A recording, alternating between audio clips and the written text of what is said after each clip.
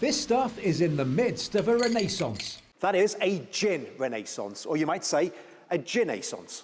Gin is grown everywhere at the moment. Gin is big business now. Once a niche drink, it is being enjoyed from Balham, London to Beijing, China. In fact, China in particular can't get enough of it.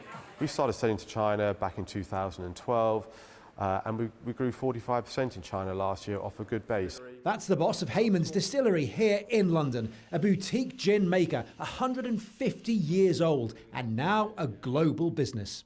I think it really comes down to, for something to be popular, people like ourselves, distillers, have to go and educate people and tell people how it's made, and it's really returning gin back to the craft. The big question here is, why is this stuff so popular all of a sudden? And the honest answer is, nobody really knows. And that's because there are two theories here. One is that it's down to a recent change in the law.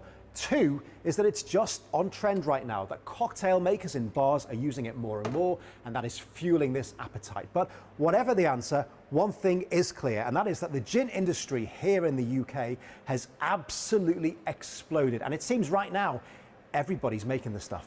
Back in 2008, for example, there was only one distillery in all of London. As of last year, there were 24, and more than 300 in the whole country, with more constantly springing up. There were at least 100 British gin brands on the market at last count. That is double the number back in 2011.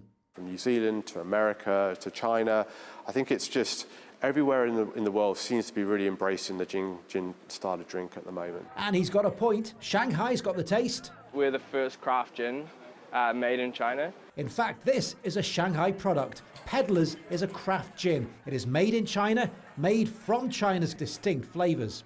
We went on the hunt for what we thought was the perfect fit to represent this region as a whole in terms of a craft gin. We played around with a lot of different ingredients. We wanted to capture these flavours of China that China is so well known for. And so the UK and much of the world raises a metaphorical glass to an old favourite. But more and more people now actually trying it and thinking, actually, this is a really wonderful drink, so let's drink more of it. One with a new lease of life. Finn Lavelle, CGTN, London.